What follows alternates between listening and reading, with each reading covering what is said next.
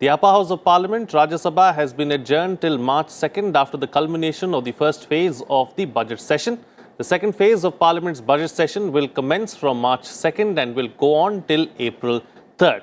In the first part of the session, President Ramnath Kovind addressed a joint sitting of Parliament on January 31st, the first day of the session. The President's address was followed by the presentation of the Union Budget 2020 on February 1st in the Lok Sabha. Replying to the debate on her budget for 2020-21 in the Rajya Sabha on Tuesday, the Finance Minister said green shoots of recovery were visible with a rebound in industrial activity and GST collection crossing 1 lakh crore rupees mark in 6 months of the current fiscal. Earlier in the day, the Lok Sabha was also adjourned to meet again on March 2nd. On this edition of The Big Picture, we will take stock of the first phase of the budget session of Parliament. Joining me on the program today are K.V. Prasad, Senior Associate Editor of the Tribune, K.A. Badrinath, Senior Journalist, Aditi Phadnis, Political Editor of the Business Standard, and Chakshu Roy will be joining us in a short while from now. He is Head of Outreach, PRS Legislative Research. Thank you, Chakshu, for joining us on the program too. All right, thank you all of you for joining me on the program today. Let's take a look at the first half of the budget session 2020. Aditi, let me begin the program with you. How would you look back at the 9 sittings that we saw in the Lok Sabha and the Rajya Sabha over the last few days? Extremely eventful. For, I think, the wrong reasons, because I think this is the first budget speech that the Finance Minister was unable to read in full. In addition, I think there were a lot of issues which came up during the budget speech, and she was interrupted quite a lot. It was the longest budget speech ever. And before that, the President's address saw some interruptions on the controversial citizenship laws, both in place and proposed. So yeah, it was a pretty packed 9 sittings which have gone by. K.V. Prasad, how would you reflect on the 9 sittings? Aditi is calling it very eventful, very, action-packed, really 9 sittings. How would you look back at the 9 sittings? No, I think for a budget session, it was off to a fairly good start. The budget, of course, having presented the economic survey, the whole as per the schedule. And I think the primary focus of the government in the budget session obviously remains the financial agenda, because that's the focus. And the government, I think, has obviously, and the first and most important task which got done in both the houses was the President's address, motion of thanks to the President's address, wherein the government obviously comes up with the defense of the policies it has been come forward with, and the opposition. In fact, I think there are a record number of amendments, but I think the biggest advantage the government had is the opposition didn't really press for the amendments, and especially in the Rajya Sabha, where I think they had a walkout for whatever they had the contentious issues which they wanted to flag, and they did flag, and they left. I think that is where it stood. There were attempts to bring in some issues which the opposition thought should be discussed with more greater immediacy. I think that we will see probably come up with greater vigor in the second session after the recess, when the budgets get worked out in details in the standing committees. Right, all right. And K. Badrinath, the highlight, of course, and something that everyone was looking forward to in the 9 sittings was on February 1st, the budget itself. Yes. And how would you look back at the budget and what is followed since the presentation of the budget on the economic side of it? Yes, the session as such has been very productive. If you think about the debate that has happened on the President's speech, or the finance bill, or has not yet come in, but the first stage of the budget appropriations and things like that have completed yesterday and today, I guess, in Rajya Sabha. So my feeling is that like the last 2 sessions, this has also been a very productive session, and my guess is also that apart from the budget, where a huge package was about, you will have to spend about 30.8 lakh crores, and there's a huge sum that you're going to spend. And the biggest challenge, of course, despite what Finance Minister says about the GST collection and all that, my guess is still investment picking up is going to be a big challenge. And secondly, how the states are going to come along in implementing many of these schemes and projects is also going to be a big issue for the government, though it has got its agenda approved by the both the houses of parliament. There are 2-3 things I can point out. One is the big scheme that the finance minister had announced from Vivad Se Vishwas, which needs a separate bill that we were discussing right before the show. That has not been introduced, but it's part of the speech of the finance minister is in the House, and it's the property of the House now, and the House will have to decide how the scheme is going to be implemented from April 1, because many of the direct tax disputes which are there between the corporates and the income tax department or the individual taxpayer, more than about 8 lakh crores is locked in the dispute. So this can be unlocked in a big way. So, but that needs the approval of the parliament. A separate scheme needs to be drafted out, and that needs to be approved by the parliament. My guess is when either they would come up with some few amendments if required, or they will come up with a full bill when the House meets on March 2nd. Because you can get it approved before March 31st, when the scheme can begin on April 1.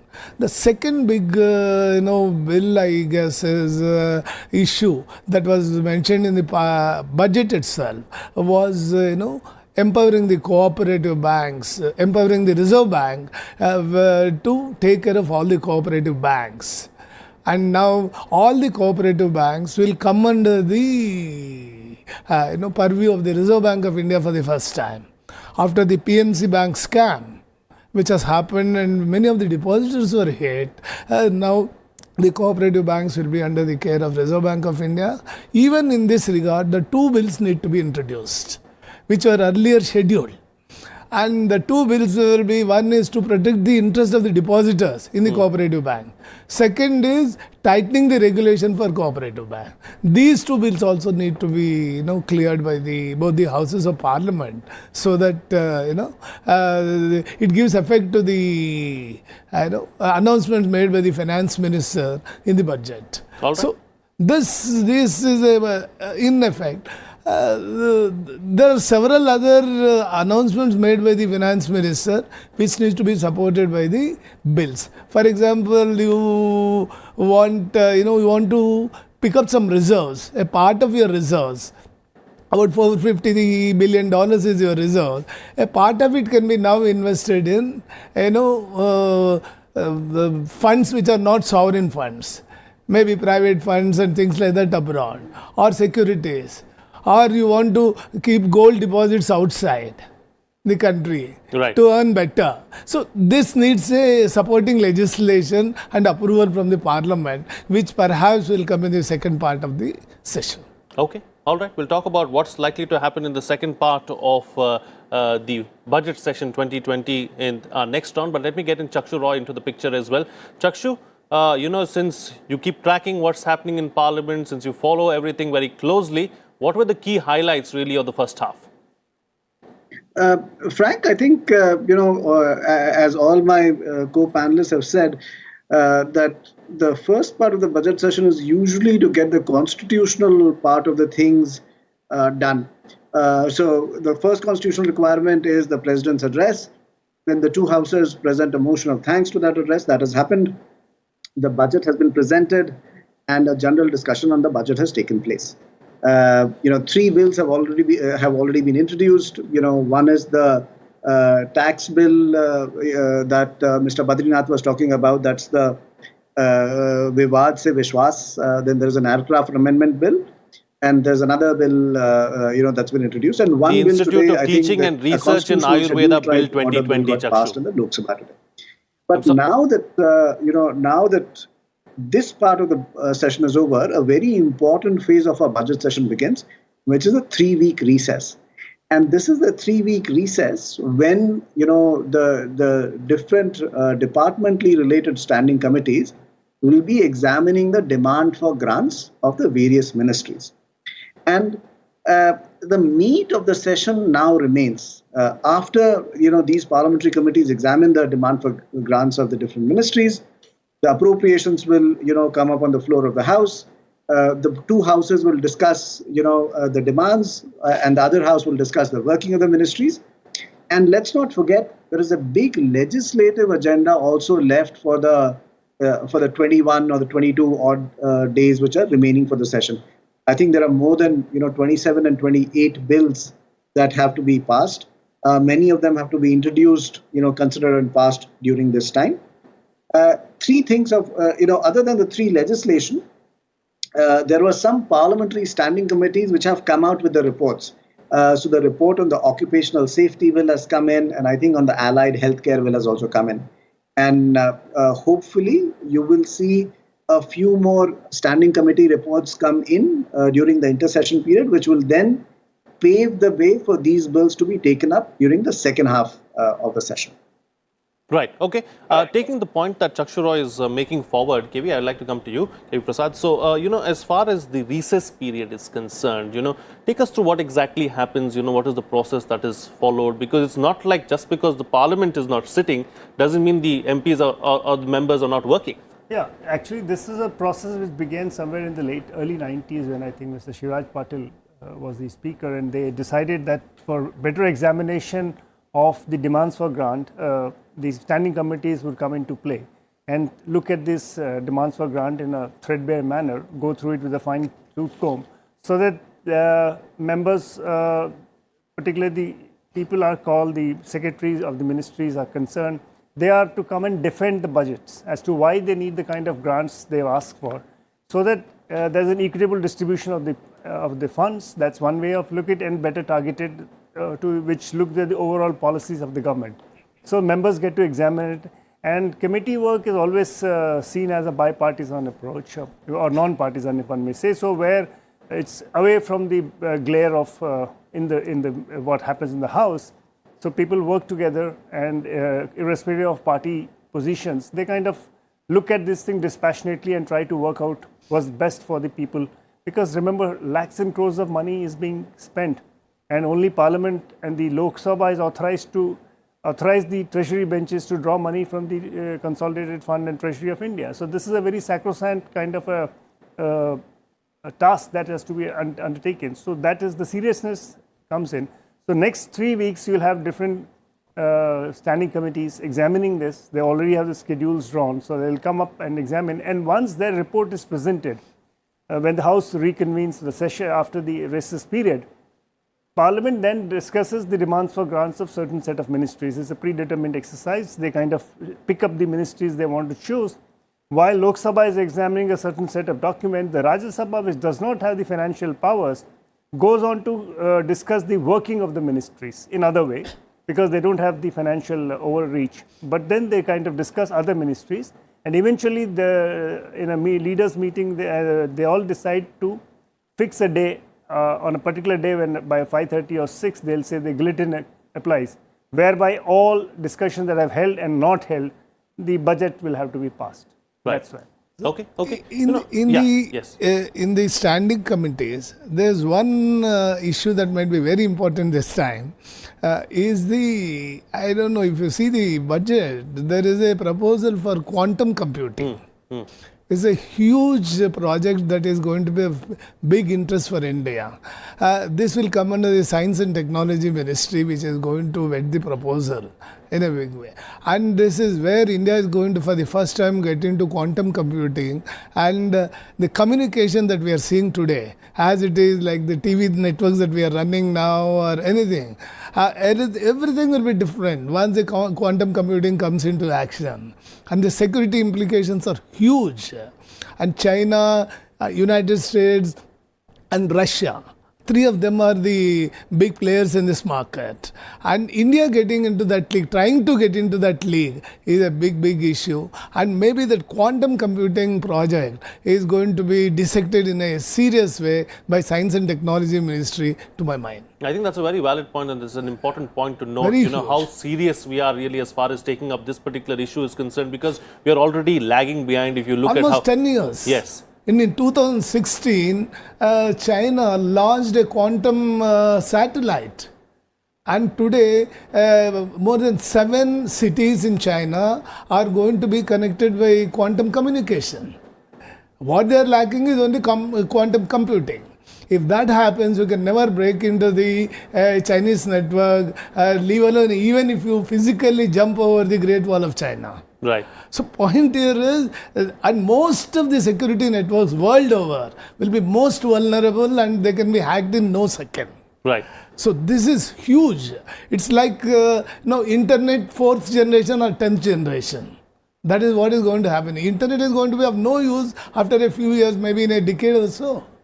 Sure. And just to put things into perspective, in the last year, as far as AI is concerned, I think the Chinese filed close to around 30,000 patents. And we filed, I think, about 3 patents as far as AI is concerned. But so in that the is case something of quantum computing, India has the largest number of research papers, third in the sequence, and we have done a lot of good research, research papers. But on the field, actual research has not happened in a big way, though there are assorted groups in IITs and IISc, Bangalore and all that. Right, sure. But this will come under the mission. Absolutely. That needs focus, and that needs clearly a lot of stress really going forward is what K. Badrinath is suggesting. But Aditi, let me come to you and look at the political side of everything that has happened really. You spoke about how there was a lot of high octane energy on the floor of the House. The entire country witnessed that as well, a lot of action really.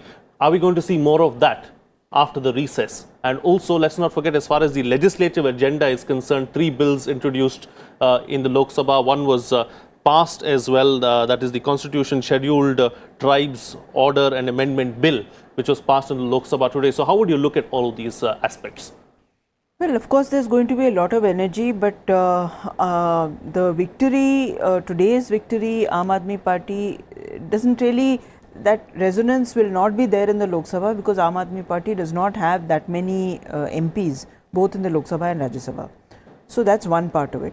But it's also true that the government has been defeated and others are going to make this, keep pointing it out.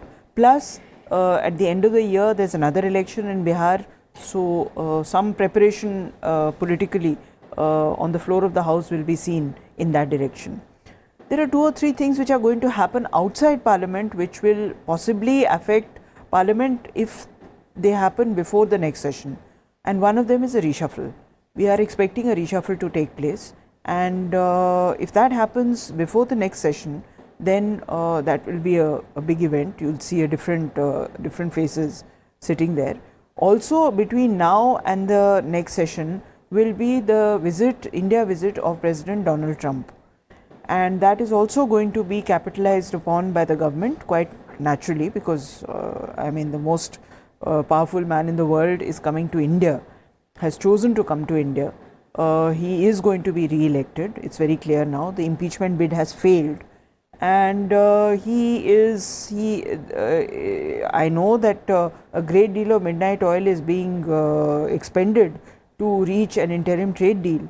Which may or may not fructify, but the fact is a lot of preparation is going into it. Efforts are being made. So, whatever the downside of economic management will be made up by the excitement and the anxiety and the sense of anticipation surrounding Mr. Trump's visit. Okay, all right. Chakshu, so when the House reconvenes again on March 2nd, what is the course of business? What is it that they will be taking up? What is it that is going to be followed? Frank, the first course of business will obviously be to get the financial business done and approved with. So as Prasad sir, very eloquently pointed out, the appropriations and the demands will get discussed. Both the houses will discuss them in their respective capacities. I just, want to add one, parliamentary interesting aspect. Prasad sir also mentioned guillotine. The demands which don't get discussed will be guillotine. Till the 15th, till the end of the 14th Lok Sabha, what used to happen was that when the demands were guillotined, members were not able to put cut motions on the demands that were getting guillotined. But in the 15th Lok Sabha, one of the things that was changed was that the right of members, the constitutional right of members to put cut motions even on demands that are getting guillotined was recognized. So even if demands are getting guillotined now, members will be able to put cut motions. To give you a sense of what is the percentage of budget that will get discussed, during the previous Lok Sabha, which was the 16th Lok Sabha, I just added up the numbers of demands that was discussed on the floor of the House. So it constituted about 17 to 18% of our total budget. So that is the amount of demands that get discussed for 5 or 6 big ministries, and the rest of it gets guillotined. I also wanted to add a little bit to what Aditi ma'am was saying. Another possibly parliamentary activity that will happen post this session will be the retirement of a large number of Rajya Sabha MPs. I was looking at some numbers, and I think either Prasad sir or Badri sir or Aditi ma'am can correct me, but I think close to 65 to 70 Rajya Sabha members are due to retire over the course of the year. A majority of them coming in April and after that. So there's going to be a little bit of churn in the composition of Rajya Sabha, which will also affect the way legislative business gets transacted in the upper house. Okay, all right. Aditi ma'am puts the number at 80. So that's the number really as Till far the as end of the year. Yeah, at the end of the year. 80 till the end of the year. Okay, all right. Time to get concluding remarks now from all the panelists on what we've seen in the first half and what to expect in the second half as well. Starting first with you, Mr. Prasad. Well, I think the priority, of course, remains financial agenda that the government needs to get out. And if any other business, if it can transact in terms of legislative, it should be treated as bonus. That's my assessment. Okay, Ms. Aditi Fadnis. Well, what happens outside Parliament naturally has an impact on what happens in Parliament. So I'll be very curious to know how the passage of the budget, of the remainder of the budget, whatever it is, and other debates are impacted by the election which has just completed in Delhi. So how much of a bearing do you think it's going to have? Hard to say. The mood is obviously impacted, but because as Aam Aadmi Party has very few MPs, and because the Congress has been dealt with as summarily as the BJP, it's possible that everyone will want to keep a lid on the discussions. But still, it's an important election, and I'm sure there will be some reverberations in the both houses. Okay, all right. Mr. Badrinath? In the second half, I foresee two things happening. One is, if I recall, the legislative agenda that was approved by the Cabinet Committee on Parliamentary Affairs, there were 12 bills to be introduced. Only 2 or 3 have been introduced now. So you need at least 9 more bills that need to be cleared. In that, there are 2 significant bills, at least from the financial sector perspective. Decriminalizing some of the offences made by companies or companies' chief executives. You cannot try them under criminal proceedings. That is one bill where Companies Act needs to be amended, which will come perhaps. This will add to perhaps positive mood of the corporate sector. Second part, if I recall, is the changes to the structure of the Competition Commission, which needs to be undertaken, and there is a bill pending already, and which needs to be discussed by both the houses of the Parliament. The Competition Commission needs to be revamped in a way to suit the today's present conditions with both foreign investors and the companies, the domestic investors, PSUs, cooperators becoming major players. So Competition Commission needs to be revamped. There is a bill that is going to come up. Apart from the other bills that will come up, supporting the proposals mooted by the finance minister in the budget. Second part is My gut feeling is that whatever may be the political developments outside, including AAP getting the good majority in Delhi, sweeping back to power and all that, it may have a sobering impact at a mental level, but as of the parliament business, it may not have too much of a material impact as such. And I guess even the realignment of any political forces or anything during the recess time or during the next session may not take off or any such thing happening. I don't see any such thing. Okay, all right. And Chakshu Roy, close the show for us with your concluding remarks. Frank, I hope and wish that now that the political season is over, seriousness would get back to Parliament and we'd see more rigorous both legislative and financial deliberations on the floor of